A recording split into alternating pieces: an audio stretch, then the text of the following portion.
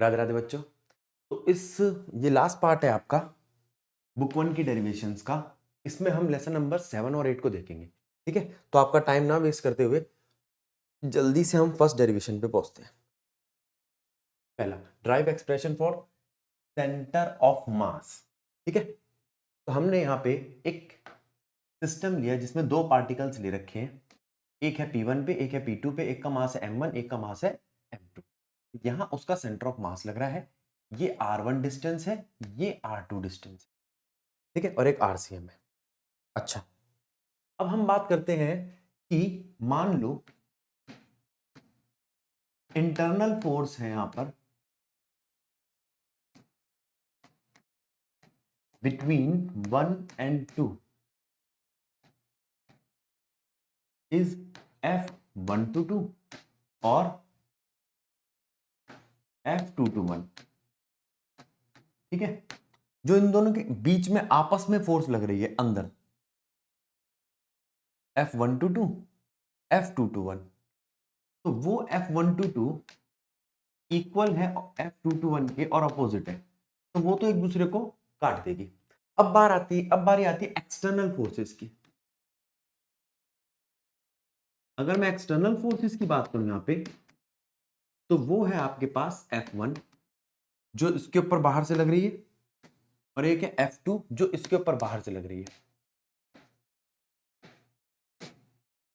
तो आपका F1 आता है, F1 external force on P1 और F2 external force on P2। ठीक है, ये दोनों जीरो नहीं होंगी, ये कटेंगे नहीं। ये एक्सटर्नल फोर्सेस है, ये इंटरनल फोर्सेस है। तो नेट फोर्स जो हमारी आई वो कितनी आई?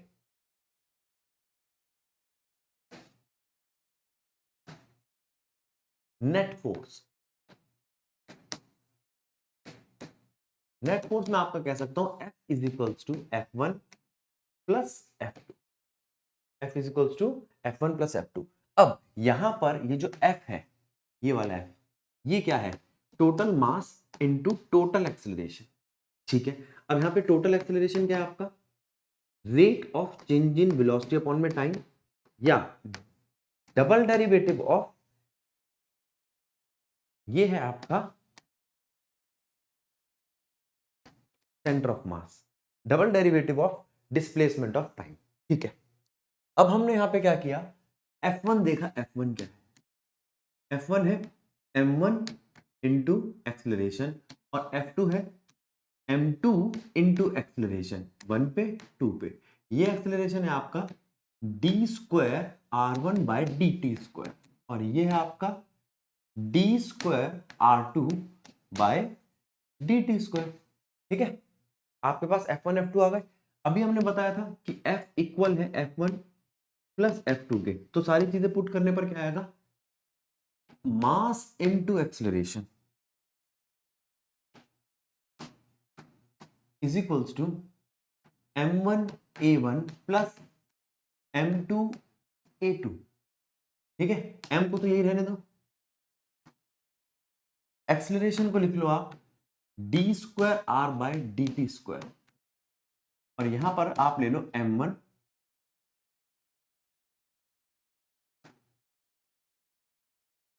d square R1 by dt square plus M2 d square R2 by dt square. इन दोनों में से मैं d square by dt square common बाहर लेता हूं, अंदर बचता है M1 R1 plus M2 R2। ठीक, यहां पे जो कैपिटल M है उसको नीचे ले आओ, तो ये आता है आपका d square RCM by dt square. अगर मैं इसे कंपेयर करता हूं और उस M को नीचे ले आता हूं, तो आपका RCM आता है M1 R1 plus M2 R2 by capital M का मतलब था दोनों मासेस का सम। अगर n पार्टिकल्स के लिए हो तो इसको dot dot dot dot mn rn तक ले जाना, और इसको भी mn तक ले जाना। जल्दी से समझो इसको। पहले इस पे ध्यान दो, मैंने दो तरीके की फोर्सेस देखी, इंटरनल और एक्सटर्नल। इंटरनल फोर्सेस एक दूसरे को काट रही थी, एक्सटर्नल फोर्सेस का मैं ऐड कर सकता हूँ, ठीक है, वो एक दूसरे को नहीं काटती। एक्सटर्नल फोर्सेस में मैंने एक्सेलरेशन के फॉर्मूले को खोला, एक्सेलरेशन का जो फॉर्मूला खोला मैंने वो खोला D square R by D T square, और ये वैल्यू पुट कर दी। आगे इक्वेशन ऑफ रोटेशनल मोशन, इसकी अगर मैं बात करूं तो जैसे हमारे फॉर्मूले थे v is equals to you plus A t, वैसे ही अब फर्स्ट इक्वेशन का फॉर्मूला है omega is equals to omega not plus alpha T.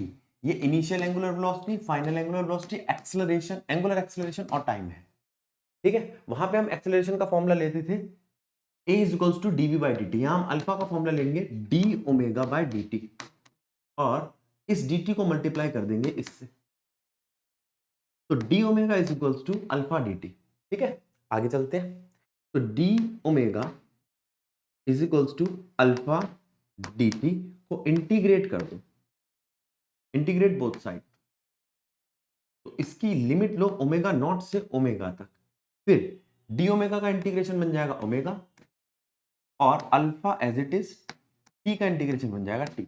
इस पे लिमिट लगी हुई है ओमेगा नॉट से ओमेगा तक, तो एक बार इसमें ओमेगा लिखो, ओमेगा नॉट अल्फा टी, तो omega is equals to omega not plus alpha T, बिल्कुल बच्चों वाली रिएक्शन है, वो बच्चों वाली डेरिवेशन है, जल्दी से ध्यान दे लो।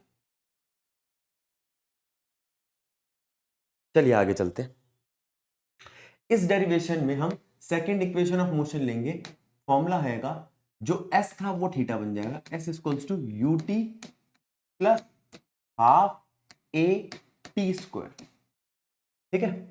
फॉर्मूला लगाएंगे हम आपका, जैसे वहां v equal to you plus A T लेते थे, यहां लेंगे omega equals to D theta by D T, तो डी थीटा आपका बन जाएगा omega into D T, D theta is equals to omega को आप लिख सकते हो omega not plus alpha T D T, D theta is equals to omega not D T plus alpha T D T. अब जरा समझो, ठीक है, इंटीग्रेट बोथ साइड कर दिया, तो डी थीटा का integration is equals to omega not D t का integration plus alpha T D t का इंटीग्रेशन, तो ये बन जाएगा आपका थीटा, ये बन जाएगा omega not theta omega not t, और ये बन जाएगा अल्फा, इसकी पावर एक बढ़ जाएगी डिवाइड बाय 2, यही होता है आपका इंटीग्रेशन, ये है आपका एक्सप्रेशन। जल्दी से समझो, आगे चलते हैं फिर। चलो अब आती है थर्ड इक्वेशन ऑफ मोशन, जिसमें हम लिखेंगे omega square minus omega not का square is equals to 2 alpha theta, ठीक है। यहां पे फॉर्मूला लगाएंगे हम, क्या फॉर्मूला लगाएं, एक्सेलरेशन का लगा लेते हैं, alpha is equals to D omega by D T, लेकिन मुझे थीटा भी चाहिए, तो मैंने इसको डी थीटा से मल्टीप्लाई और डी थीटा से डिवाइड कर दिया, ठीक है। अब alpha D omega, D theta को उठा के इधर ले जाओ, और यहां D theta by D T आप एक तरफ ले लो, ठीक है, तो डी टी को उठा के उधर ले जाओ, alpha D theta is equals to, ये बन गया आपका omega D omega, integrate both side, ठीक है। तो इंटीग्रेट करते आपका आया alpha D theta is equals to omega D theta D omega, और ओमेगा पे हमारी लिमिट लगती है वही ओमेगा नॉट से लेके ओमेगा, वो बन गया आपका अल्फा थीटा, ये बन गया omega square by 2, omega not से लेके ओमेगा, अब पुट करो 2 alpha theta is equals to omega square minus omega not का स्क्वायर, ये आपका एक्सप्रेशन आ गया, समझे। चले आगे, छोटी छोटी डेरिवेशन बेटा फटाफट खत्म करेंगे। Reduce relation between torque and angular momentum, पहले मैं आपको बता दूं एंगुलर मोमेंटम जिसे हम एल से दिखाते हैं वो होता है एम वी आर, ठीक है, आर है परपेंडिकुलर डिस्टेंस, वी है आपका लीनियर वेलोसिटी, टॉर्क जिसे हम टाउ से दिखाते हैं वो होता है फोर्स इनटू परपेंडिकुलर डिस्टेंस, एक चीज, एक मिनट, परपेंडिकुलर डिस्टेंस आके रहेगा,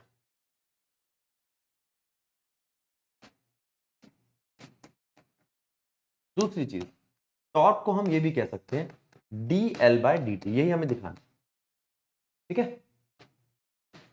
इस एक्सप्रेशन को लाना है, तो कहां से लाए? हमने पहले टॉर्क का फॉर्मूला लिया, फोर्स इनटू, इसको लोड या आर्म बोल लेते हैं, इसको लोड और इसको आर्म बोल लेते हैं, या इसको परपेंडिकुलर डिस्टेंस से फोर्स बोल लेते हैं। अब आपका जो फोर्स है वो क्या है? Mass into acceleration into R, ठीक है। हमें चाहिए mvr, टॉर्क मास, ठीक है, dv/dt इनटू आर।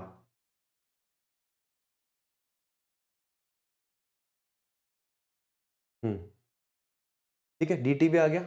अब m को अंदर ले जाओ, torque is equals to differentiation of mvr, ये बन गया आपका torque is equals to dl/dt।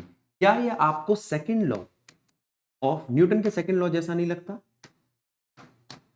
Rate of change in momentum force के इक्वल होता है, और rate of change in angular momentum torque के इक्वल होता है, ठीक है। जल्दी से इसको समझो, फिर आगे बढ़ते हैं। चलिए, ड्राइव एक्सप्रेशन फॉर टॉर्क, इसमें ध्यान देंगे। मान लो ये कोई चीज है जो ऐसे घूम रही है, ठीक है। तो हमने यहां पर एक पॉइंट लिया, जिस पॉइंट P पर इसकी फोर्स F यहां लग रही है, ठीक। अब इसको हमने दो हिस्सों में तोड़ लिया, F एक्स एक्सिस वाला और F वाई एक्सिस वाला, ठीक है। ये आपका थीटा है, इसके वर्टिकली अपोजिट ये थीटा हो गया। अब इसको कुछ और नाम दे दो, अल्फा। ये परपेंडिकुलर आर्म हो गई आपकी, ठीक है। और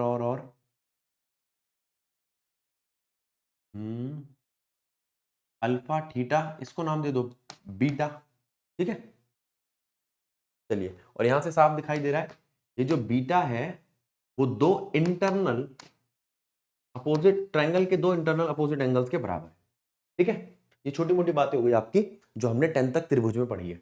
अब वो कहता है अगर मैं इसको थोड़ा सा आगे ले जाता हूं, पॉइंट P से Q तक, तो मैं देखता हूं कि इसने एक छोटा सा एंगल डेल्टा थीटा या डेल्टा अल्फा लिया है, जिसमें दो छोटी सी साइड्स आई हैं। ये है डेल्टा S, इसको मैं बड़ा कर रहा हूं, ये देखो, ये है आपका डेल्टा S, ठीक है।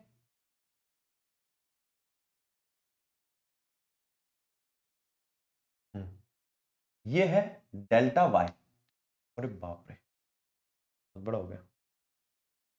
ओ,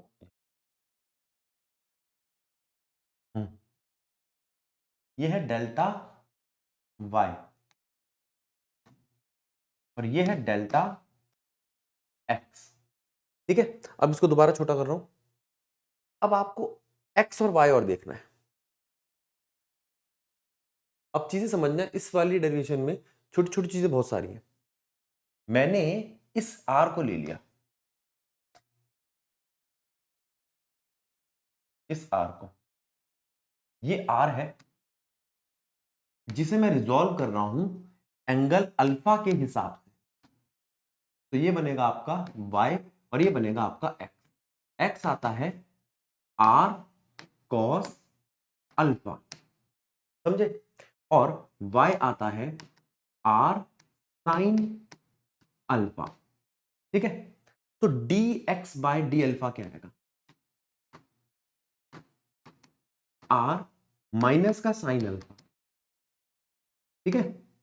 अब जरा ध्यान दो, r sin अल्फा जो है वो y है, तो इसको आप माइनस y कह सकते हो। इस डी अल्फा को अगर मैं उठा के इधर ले जाऊं तो ये वैल्यू बन जाती है आपकी dx की। इसे पकड़ के रखो इस इक्वेशन को। इसी तरीके से मैं यहां लिखूंगा dy by D alpha is equals to r cos alpha, dy is equals to r cos alpha D alpha, और आर कॉस अल्फा क्या है आपका, ये है आपका एक्स। तो dy is equals to X D alpha. वो इक्वेशन 1 था, ये इक्वेशन 2 है। इसको अलग कर दो, ठीक है। तो अभी तो मैंने इस r को रिजॉल्व किया। अब नेक्स्ट पेज पे मैं रिजॉल्व करता हूं f को। जो f है तुम्हारा वो टूटा है fx और fy में। यहां एंगल है आपका थीटा, तो ये बनेगा आपका f cos थीटा, और ये बनेगा आपका f sin थीटा। इन्हें भी इक्वेशन 3 और 4 के नाम से रख लो। अब मैं बात करता हूं आपसे वर्क डन की, ठीक है। तो वर्क डन होता क्या है, वर्क डन होता है फोर्स इनटू डिस्प्लेसमेंट। फोर्स जो है तुम्हारा वो है fx i, और ये डॉट प्रोडक्ट होता है, प्लस fy j, और dx ये क्या है, ds आपका है dxi प्लस dyj। अब इसके अंदर ये वैल्यू रखना चालू करो, तो डेल्टा वर्क डन कितना आएगा, fx मल्टीप्लाई में dx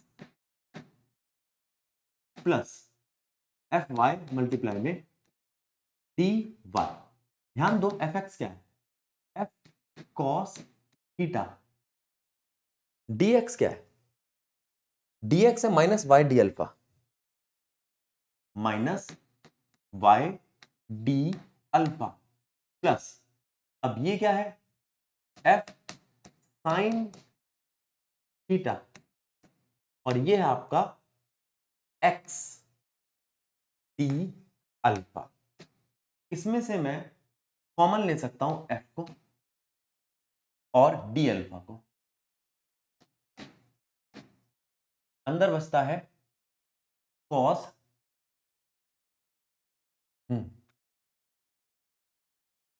ये माइनस का है, इसे पीछे ले लेंगे, पहले इसको ले लेते हैं, x cos x sign theta minus y cos theta. तो ये आपका वर्क डन आ गया, ठीक है। जरा ध्यान देना, fx खा गया मैं, ये f cos alpha cos theta f cos theta, ठीक है ठीक है ठीक है। इसको अभी मत रखो, आप इसको x और y की फॉर्म में ही लो बेटा। टॉप बना रहे ना, वो कार्टेशियन इक्वेशन खोल दूंगा इसकी, fx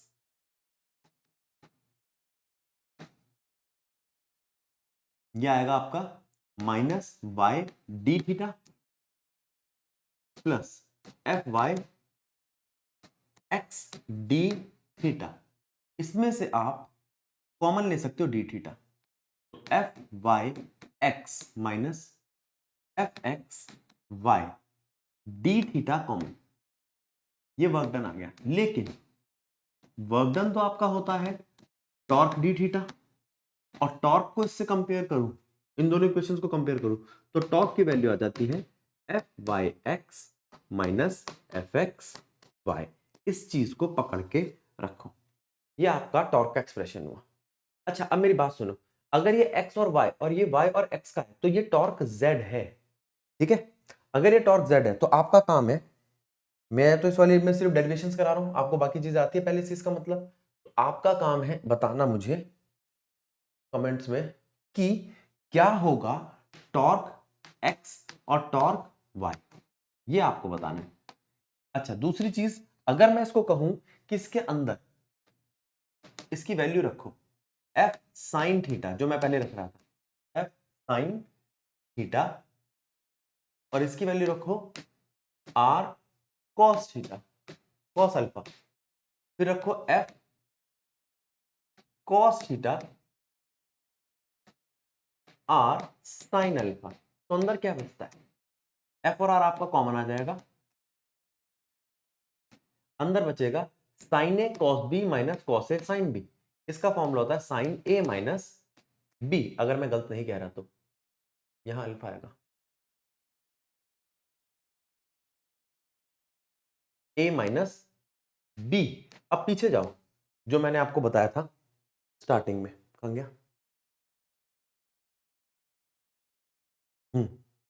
alpha plus theta beta है, अल्फा प्लस थीटा बीटा है, मेरे पास थीटा भी है अल्फा भी है, तो नेक्स्ट पेज पे अल्फा और थीटा माइनस हो रहे यहां पे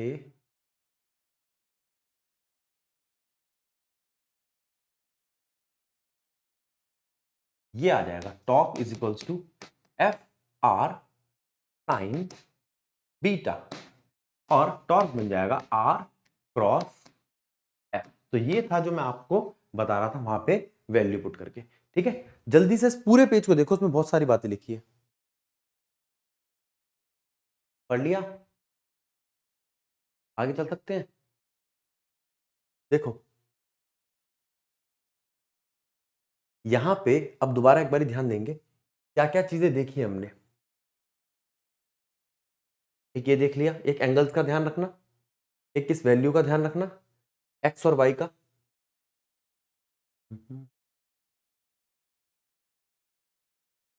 इसको अगर एक्स लिया है तो इसको थीटा लो। एक मिनट रुको बेटा, एक चीज का चेंज करो, इसको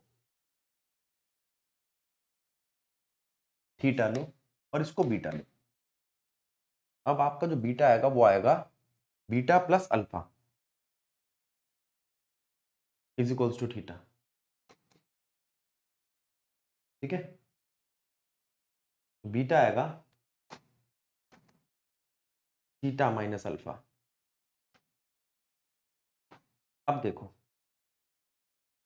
हाँ थीटा माइनस अल्फा बीटा। ठीक है, एक छोटी सी गलती हो गई थी बेटा, वो एंगल जो था ना वो अंदर और बाहर का उल्टा लिख दिया था, इसको चेक कर लो जल्दी से, आगे बढ़ते हैं फिर। चलिए, relation between rotational kinetic energy end moment of inertia. पहले मैं आपको बताऊं मोमेंट ऑफ इनर्शिया क्या होता है। मोमेंट ऑफ इनर्शिया होता है, इसको आई से दिखाया जाता है, मास इनटू परपेंडिकुलर डिस्टेंस का स्क्वायर। ये रे perpendicular distance r1 r2 r3 r4 और ये रे masses m1 m2 m3 m4 या mn। ठीक है, तो ये आपका मोमेंट ऑफ इनर्शिया है। और काइनेटिक एनर्जी क्या होती है आपकी? काइनेटिक एनर्जी होती है हाफ mv स्क्वायर। ठीक है, अब मैंने आपसे कहा, अगर मैं आपसे कहूं कि टोटल काइनेटिक एनर्जी क्या होती है, तो टोटल काइनेटिक एनर्जी होती है हाफ m1v1 का स्क्वायर, हाफ m2v2 का स्क्वायर एंड सो ऑन। ठीक है, क्या मैं वेलोसिटी को लिख सकता हूं ओमेगा की फॉर्म में? मैं जानता हूं वेलोसिटी होती है आर ओमेगा, r1 ओमेगा का होल स्क्वायर, r2 ओमेगा का whole square and so on. तो हाफ, ठीक है, अंदर m1 r1 का स्क्वायर, m2 r2 का स्क्वायर और ओमेगा बाहर। अभी तो बताया था कि मोमेंट ऑफ इनर्शिया ये होता है, तो मोमेंट ऑफ इनर्शिया टोटल कितना होगा? वो होगा m1 r1 का स्क्वायर, m2 r2 का स्क्वायर एंड सो ऑन। तो यहां से आप कह सकते हो total kinetic energy equals to half I omega square. जल्दी से इसको पढ़ो फिर हम आगे बढ़ते हैं। आइए, अब बात आती है रेडियस ऑफ जाइरेशन। ठीक है, देखिए फिर वही फिगर, फिर वही अलग अलग मासेस और उनके परपेंडिकुलर डिस्टेंसेस। तो आपका आई क्या आएगा?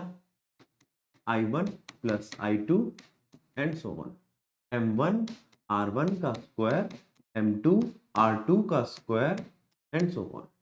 ठीक, और इसको अगर मैं लिखूं टोटल मास के स्क्वायर, के है आपका रेडियस ऑफ जाइरेशन।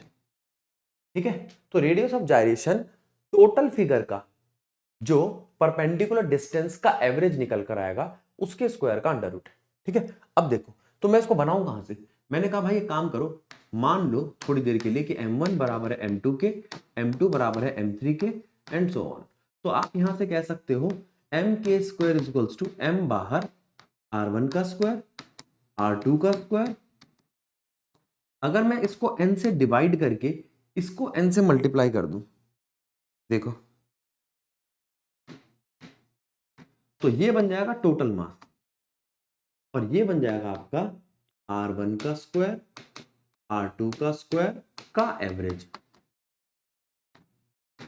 ठीक है, टोटल मास के साथ मल्टीप्लाई करना है। और यहां पर है आपका टोटल मास के स्क्वायर। मास से मास को इक्वेट करो, आपके पास के का फॉर्मूला आ गया यहां से। Radius of gyration is equals to average of R1 का स्क्वायर R2 का स्क्वायर डिवाइडेड बाय n। इसको पकड़ो, आगे चलते हैं। Deduce relation of torque end moment of inertia. ठीक है, तो पहले हम समझते हैं कि टॉर्क क्या होता है। टॉर्क होता है फोर्स इनटू परपेंडिकुलर डिस्टेंस। इस बात से तो हम वाकिफ है। टॉर्क को हम इसको फोर्स को लिख सकते हैं मास इनटू एक्सीलरेशन। जी, mass into acceleration into perpendicular distance. ठीक है, अब मास इनटू परपेंडिकुलर एक्सीलरेशन में जो एक्सीलरेशन है उसको हम लिख सकते हैं angular acceleration into perpendicular distance. तो ये बन गया आपका m r स्क्वायर अल्फा और m r स्क्वायर होता है आपका i अल्फा। ठीक है, अब आपने कहा भैया वही जैसी पहले पीछे फिगर बनी हुई थी ये वाली, और उसके अंदर परपेंडिकुलर डिस्टेंसेस थे m1 m2 mn r1 r2 rn।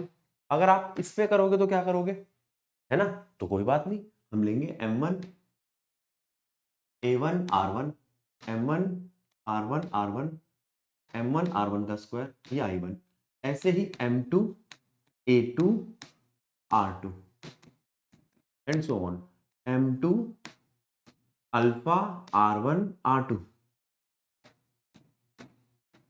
r2 m1 m2 r2 का स्क्वायर अल्फा यानी कि i अल्फा i2 अल्फा। तो टॉर्क का फॉर्मूला फिर भी यही आएगा आपका।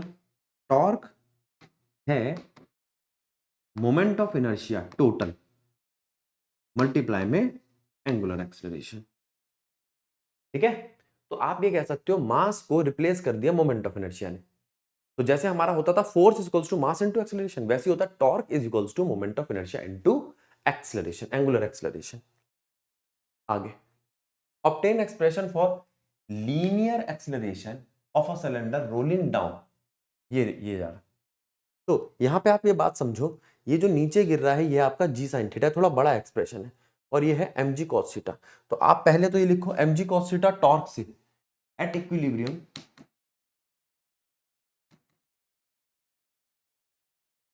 ये आपका normal of object is equals to m जी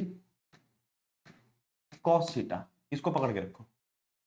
ठीक, दूसरी बात, जो नीचे जा रहा है वो एक तरीके का फोर्स है, जो है आपका मास इनटू एक्सीलरेशन, जो है m g sign theta minus friction. अब जरा ध्यान देना, ध्यान देने वाली बात है, मैं इसको बड़ा कर रहा हूं। अगर मैं आपका ये फ्रिक्शन ले लूं, एक तरीके की फोर्स, और ये इसका परपेंडिकुलर डिस्टेंस सेंटर से, ठीक है, तो जो चीज आएगी टॉर्क वो क्या आएगी, देखो। अब यहां से आपका टॉर्क क्या आता है, टॉर्क आता है force into perpendicular distance. Force है फ्रिक्शन इनटू परपेंडिकुलर डिस्टेंस, और अभी बताया था टॉर्क होता है आई अल्फा। ठीक है, तो यहां से आपका फ्रिक्शन आ गया आई अल्फा बाय आर। ठीक, तो आप यहां रख सकते हो फोर्स जो एम ए है is equal to m g sign theta minus I alpha by r. ठीक है, अब आई है, अल्फा है, आर है। ठीक है, ठीक ठीक ठीक ठीक, एक्सेलरेशन निकालना है मुझे। क्या मैं यहां पे मोमेंट ऑफ इनर्शिया खोल सकता हूं, क्या मैं यहां पे अल्फा को खोल सकता हूं, खोलते हैं। अल्फा है आपका, ये आपका एम आर स्क्वायर बाय 2 एक सिलेंडर के लिए, और अल्फा होता है आपका एक्सेलरेशन mr², r छोटा लो,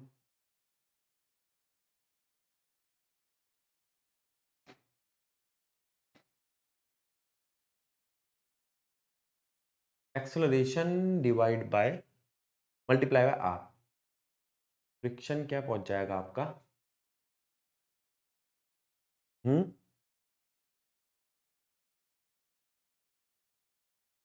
mr² अटक रहा है ना तुम्हारा। एक काम करो, इसको बंद ही रहने दो, आई अल्फा खोलो, एक्सेलरेशन बाय आर,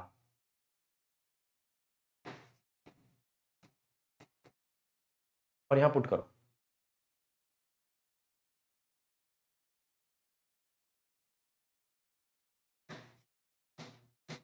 ठीक है, अब यहां पे इस मास से डिवाइड कर दो तो आपके पास एक्सेलरेशन आ जाएगा g साइन थीटा माइनस आई acceleration bye mr²।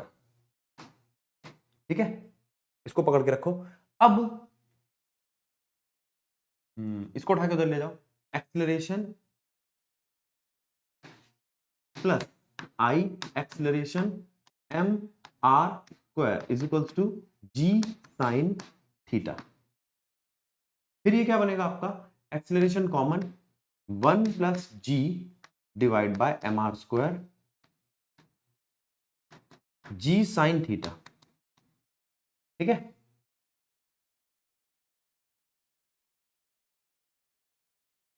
One plus आई, जी लिख दिया गलती से, ये मोमेंट ऑफ इनर्शिया है। अब पुट कर दो मोमेंट ऑफ इनर्शिया, हो तो यहां से भी जाता, अब थोड़ा कैलकुलेशन में आसान हो जाएगा। यहां से देखो, ये पुट करा है, इसको मैंने इक्वेशन ए मान लिया, वो इक्वेशन ए मैंने यहां पे पुट करी है, फ्रॉम इक्वेशन ए। अब acceleration is equals to g sign theta divide by 1 plus moment of inertia upon में mr²। इसको पकड़ के रखो, नेक्स्ट पेज पे ले आओ। Acceleration is equals to g sign theta 1 plus I ले लो हाफ mr²। ये किसके लिए लिया है मैंने, सिलेंडर के लिए, divide by mr²। mr² cut गया तो ये बन जाएगा आपका 3/2। Acceleration is equals to 2/3 g sign theta. ये आया आपका एक्सेलरेशन। एक काम हुआ है अभी, ठीक है, इसी एक्सेलरेशन को फ्रिक्शन वाले फॉर्मूले में लिखना है।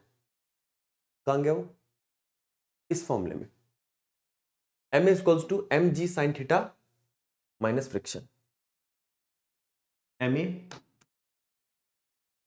Is equals to m g sign theta minus friction. A की वैल्यू रख दो, m 2/3 जी साइन थीटा।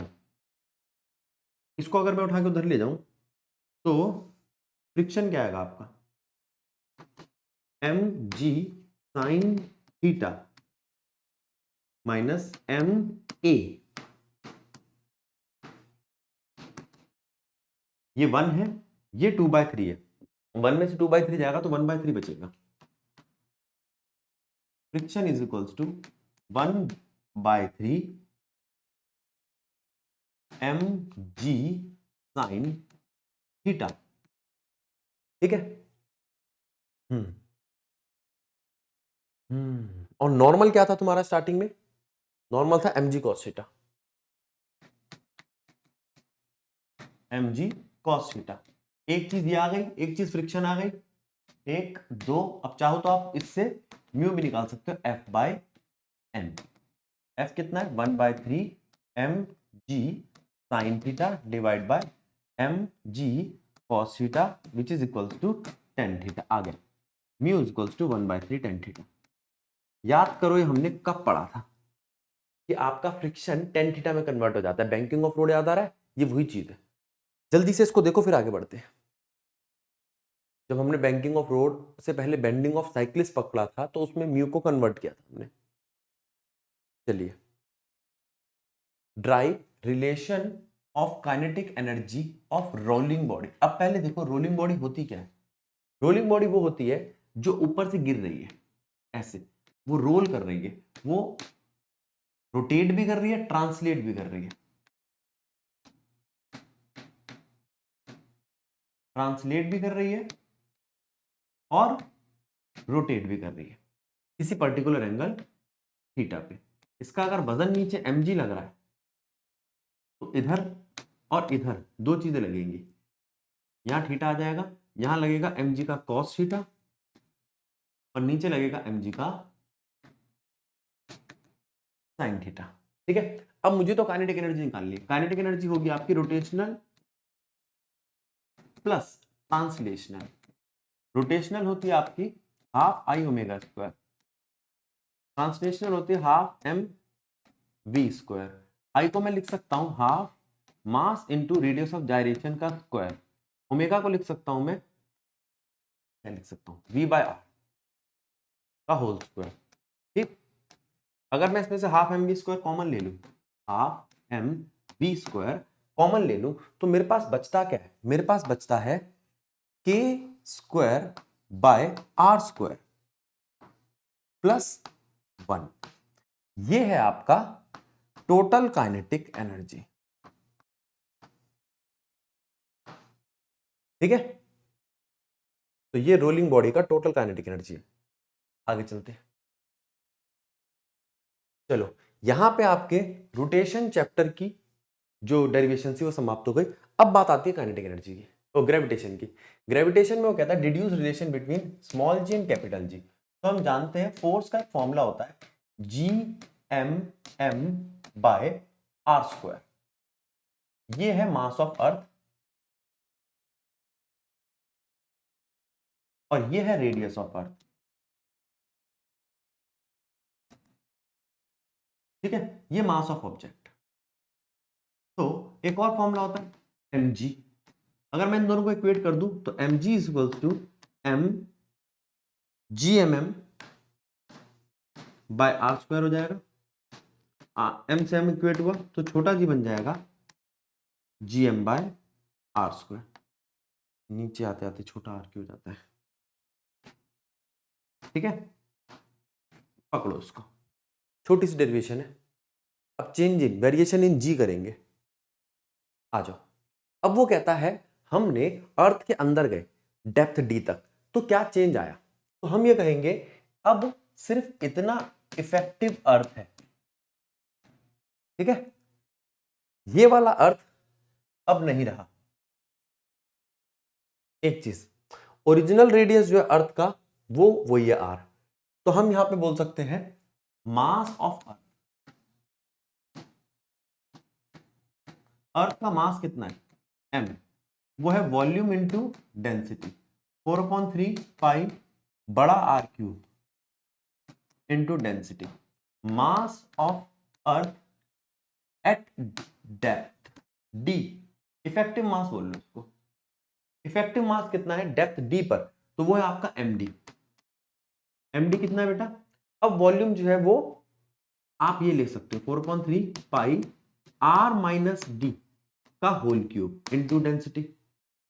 एक मास ये है, एक मास ये है। ठीक है, अब अगर मैं आपसे पूछूं जी क्या होता है या एफ क्या होता है, लो आपका जी एट डेप्थ है जी M d by R minus d का होल स्क्वायर। ठीक बात, और जी है जी एम आर का होल स्क्वायर। इसको और खोलना तो आएगा g volume into density, volume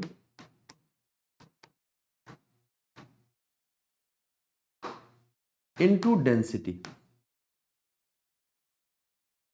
divide by R minus d का होल स्क्वायर। और ये क्या है आपका जी 4/3 पाई आर स्क्वायर, वही volume into density by are square, थोड़ा छोटा कर देता हूँ, ठीक है, ठीक है। तो साफ दिखाई दे रहा है, ये कट गया, ये कट गया, तो बचा क्या 4/3, पाई कट गया, जी कट गया, रो कट गया, तो बचा क्या g d by g is equals to R minus d by are. तो g d is equals to 1 minus d by R multiplied by small g. अब जल्दी से इस बात को समझो, फिर आगे बढ़ते हैं।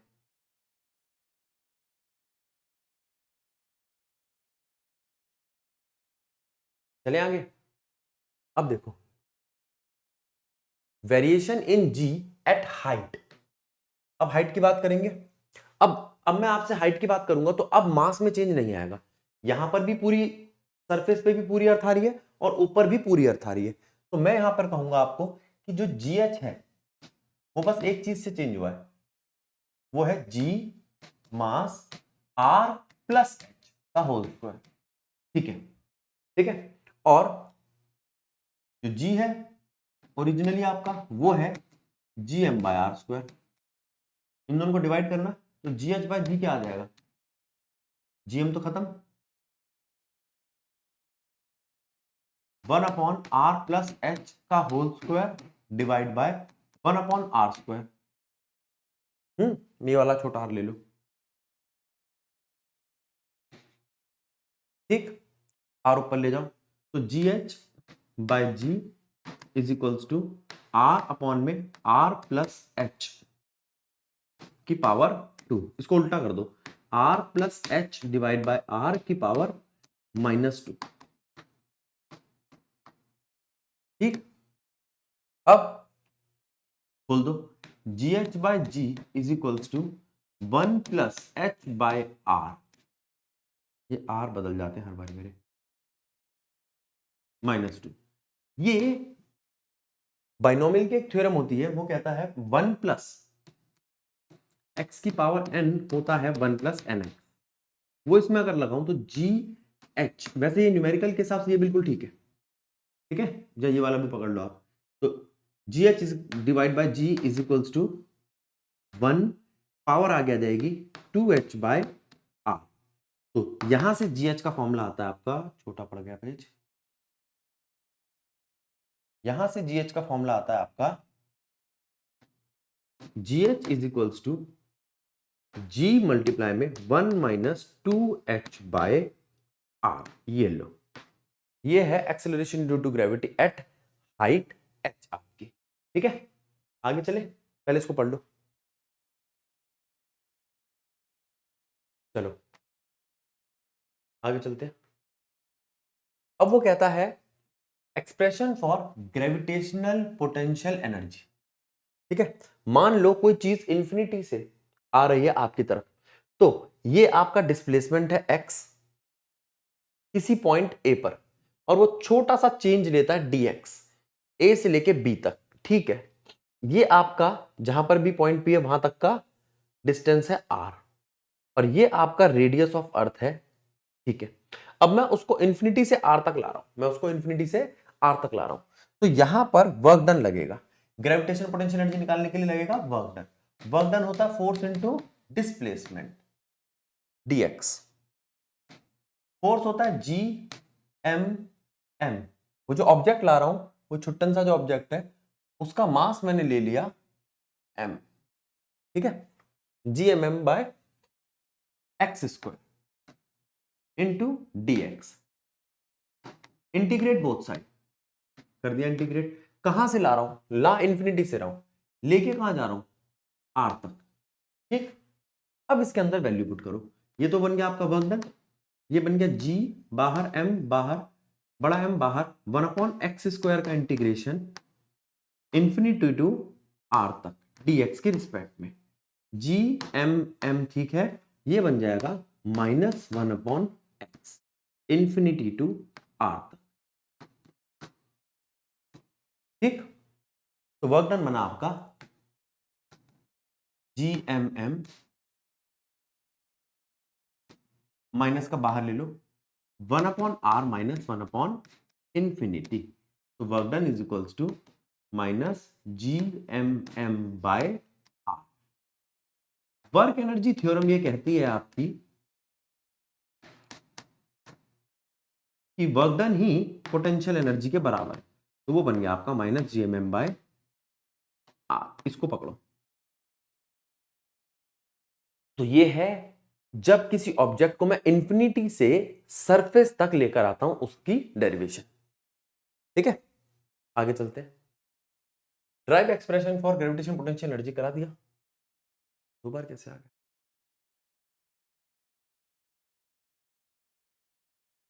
एक्सप्रेशन फॉर एस्केप वेलोसिटी, अभी मैं बाहर से चीज को अंदर लाया था, अब अंदर से बाहर लेके जाऊंगा तो कोई दिक्कत नहीं है, सेम फॉर्मूला लगाऊंगा वर्क डन का। Work done force into displacement, ठीक है, फोर्स GMM/x² इनटू dx, ठीक है। फिर वही सारी बातें, G बाहर, M बाहर, M बाहर, इंटीग्रेट कर दिया, कहां से लेके, इस बार में R से इंफिनिटी पे लेके जा रहा हूं, R से इंफिनिटी, 1/x², 1/x² जिसका इंटीग्रेशन होता है -1/x,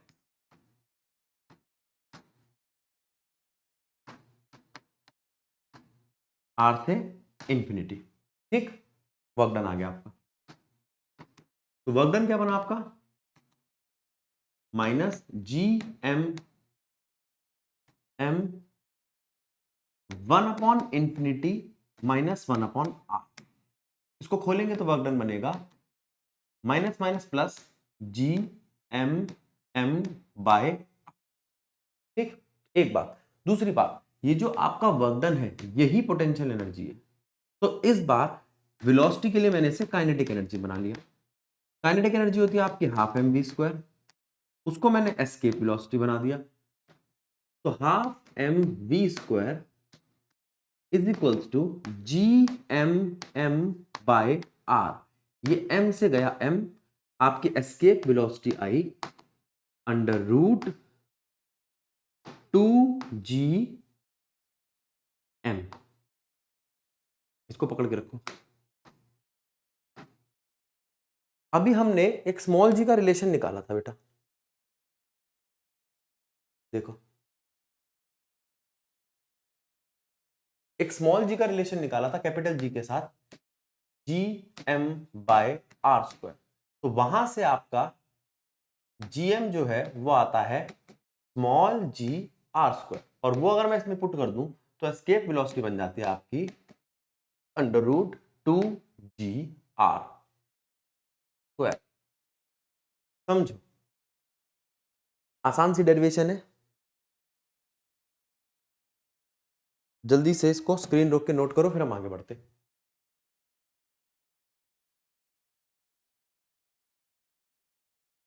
drive expression for orbital velocity. पहले ऑर्बिटल वेलोसिटी का मैं करूं क्या, ये रेडियस ऑफ अर्थ है, ये हाइट है जहां पर आपका सैटेलाइट अपने ऑर्बिट में, अपने कक्ष में गोल गोल चक्कर काट रहा है, ठीक है। ये रहा वो सैटेलाइट जिसका मास है m, ये उसकी ऑर्बिटल वेलोसिटी है, ये वेलोसिटी उसकी सेंट्रीपिटल फोर्स जैसी है, ठीक है। तो हमने आपको कहा कि यहां पर नेसेसरी सेंट्रीपिटल फोर्स क्या है, सेंट्रीपिटल फोर्स कौन प्रोवाइड कर रहा है, वो है ग्रेविटेशनल फोर्स। तो आप कह सकते हो mv0² में r है यहां पर r+h, ये जो r+h है ये आपका r है, स्मॉल r, ठीक है। तो mv² में r is equals to gm mass of satellite, mass of earth और r², इससे आपका कट जाएगा, मास कट जाएगा, ऑर्बिटल वेलोसिटी आ गई आपके √gm। अभी मैंने आपको बताया था कि स्मॉल g होता है GM/r², तो GM कितना हो जाएगा, gr², उसको इधर रख दो, तो एस्केप वेलोसिटी हो गई आपकी √gr²। ध्यान देना, orbital velocity sorry, escape velocity थी आपकी √2gr²। तो आप ये कह सकते हो कि एस्केप वेलोसिटी होती है √2 टाइम्स ऑफ ऑर्बिटल वेलोसिटी। तो अगर ऑर्बिटल वेलोसिटी को आपने थोड़ा सा बढ़ा दिया 1.45 1.4 टाइम्स √2 टाइम्स, तो वो बाहर निकल जाएगा, अपने अपने ऑर्बिट को छोड़ के और अर्थ की ग्रेविटी को छोड़ के चला जाएगा। ठीक है, आगे चलते हैं। Expression for time period of satellite. अब टाइम पीरियड ऑफ सैटेलाइट के लिए हम क्या करेंगे, अभी हमने ऑर्बिटल वेलोसिटी निकाली √gm,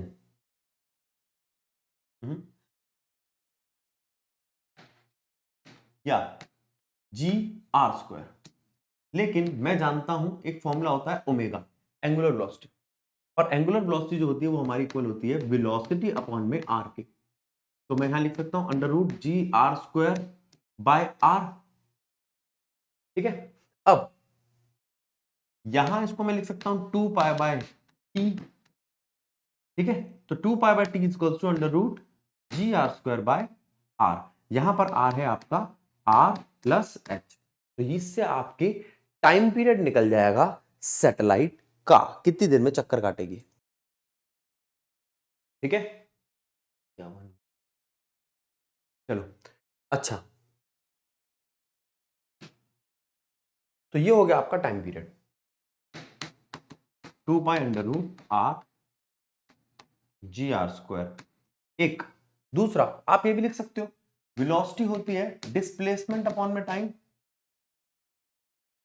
और अगर ऑर्बिटल वेलोसिटी हुई तो वो हो जाएगा पूरा एक चक्कर डिवाइड बाय टाइम। तो ये भी आपका टाइम पीरियड बन सकता है 2πr+h ऑर्बिटल वेलोसिटी। जो भी आपका न्यूमेरिकल है उस हिसाब से फॉर्मूला लगा सकते हो। एज अ डेरिवेशन ही कम देखने को मिलता है, expression for height of satellite भी कम देखने को मिलता है, यही एक्सप्रेशन बन जाएगा आपका, यहीं से हाइट ऑफ सैटेलाइट निकल आएगी आपकी। ठीक है, आगे चलते हैं। Deduce expression for total energy and binding energy. अच्छा देखो, हमें निकालनी है टोटल एनर्जी, तो टोटल एनर्जी कौन सी एनर्जी यहां पे, यहां टोटल एनर्जी दो फॉर्म में, एक पोटेंशियल एनर्जी और एक काइनेटिक एनर्जी। तो ग्रेविटेशनल पोटेंशियल एनर्जी तो हम निकाल चुके हैं, ग्रेविटेशनल पोटेंशियल एनर्जी U अभी हमने निकाली थी Gmm/r minus Gmm/r। Kinetic energy हम निकाल रहे हैं हाफ m ऑर्बिटल वेलोसिटी का square, half m √g r² का स्क्वायर, या gm बाय, खाली gm लिख सकते हैं, √gm। ठीक है, बाय r। अब ठीक है, ठीक है, पीछे तो कुछ गलती नहीं करी मैंने ऑर्बिटल वेलोसिटी में।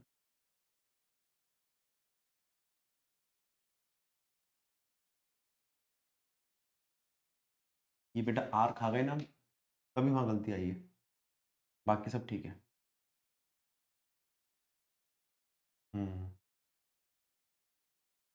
Gm/r, gm की जगह रख सकते हैं gr², तो g,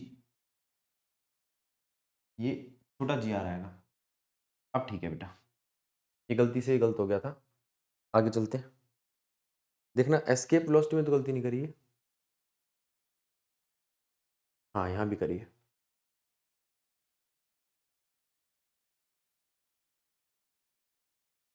gr², ठीक है, ये ठीक है, एस्केप वेलोसिटी 2gr, और ये 2gm/r।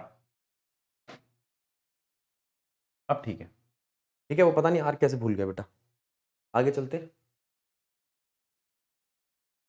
अच्छा वो यहीं मिल गया, तो माइनस gm/r, ये gm/r, तो ये बन गया हाफ, अंडर रूट से स्क्वायर कट जाएगा, Gmm/r। ये आपकी काइनेटिक एनर्जी है। अब देखो टोटल एनर्जी होती है काइनेटिक प्लस पोटेंशियल एनर्जी, तो टोटल एनर्जी आपकी क्या आ गई, minus Gmm/r by r plus half G M m by are. तो आप कह सकते हो minus half G M m by r. यहां से मुझे पता चला कि जो आपकी टोटल एनर्जी है वो काइनेटिक एनर्जी के माइनस के बराबर है और ट्वाइस ऑफ पोटेंशियल एनर्जी के बराबर है। आपकी जो पोटेंशियल एनर्जी है वो minus of twice of kinetic energy है, या आप कह सकते हो जो काइनेटिक एनर्जी है वो half of minus of half of potential energy है। तो ज्यादातर आपको न्यूमेरिकल्स में आएगा कि आपको काइनेटिक एनर्जी दे देगा, काइनेटिक एनर्जी दे देगा। अब वो पूछेगा टोटल एनर्जी निकालो, तो आपको कुछ नहीं करना, सिर्फ ये 2 से मल्टीप्लाई कर माइनस लगा देना उसके आगे, कहां गया ये। या फिर वो आपको कह सकता है पोटेंशियल एनर्जी इतनी है, काइनेटिक पता लगाओ या टोटल पता लगाओ। ठीक है, ये क्वेश्चन ज्यादा आते हैं, तो आप इन एक्सप्रेशंस को ज्यादा ध्यान रखना न्यूमेरिकल के लिए। आगे चलते हैं, proof of Kepler second law कराते हैं। हमने एक ऑब्जेक्ट है जिसको हमने एक प्लेनेट है जिसको सन के चारों ओर घुमाया, तो केपलर कहता है कि जो area swept rate of area swept by planet है वो कांस्टेंट रहेगा। ठीक है, तो हमारे को ये प्रूफ करना है कि d a by D t या delta t is equals to constant. ठीक है, करते हैं प्रूफ। हमने एक ट्रायंगल ले लिया S P P dash. In triangle S P P dash area जो होगा वो होगा half into base into height. अब मेरी बात सुनो, इसका बेस है आर, इसकी हाइट है ये पीपी डैश।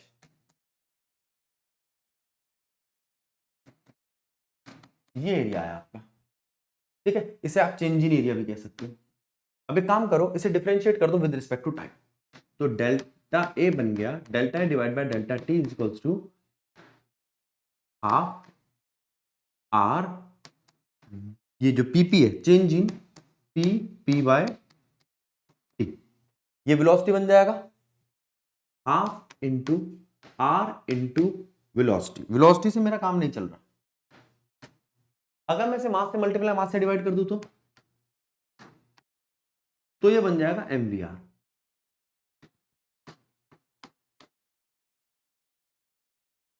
अब आपका delta A bye delta T बनता है half angular momentum divide by m।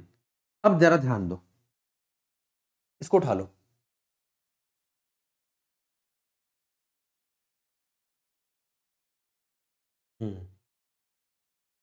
लो, इसको उठा लो। तो डेल्टा ए बाय डेल्टा टी हो गया कांस्टेंट, क्योंकि एंगुलर मोमेंटम कांस्टेंट रहता है सर्कुलर मोशन में और m यूनिवर्सल कांस्टेंट है। अब समझो, तो ये आपका केपलर का सेकंड लॉ डिड्यूस हो गया। चलिए आगे चलते हैं, केपलर्स का थर्ड लॉ। थर्ड लॉ कहता है कि जो प्लेनेट या जो सैटेलाइट चक्कर काट रहा है किसी प्लेनेट के, या प्लेनेट काट रहा है किसी स्टार के, उसका जो टाइम पीरियड है उसका स्क्वायर डायरेक्टली प्रोपोर्शनल होगा उसके ऑर्बिट के रेडियस के क्यूब का। इसके लिए हमने क्या किया, हमने फॉर्मूला लगाया centripetal force is equals to gravitational force. Centripetal force mv square upon में r होता है और ग्रेविटेशनल फोर्स होता है gmm बाय r। ठीक है, r से r काट दो, m से m काट दो। क्या मैं इसको लिख सकता हूं टाइम पीरियड के लिए एंगुलर वेलोसिटी इनटू r,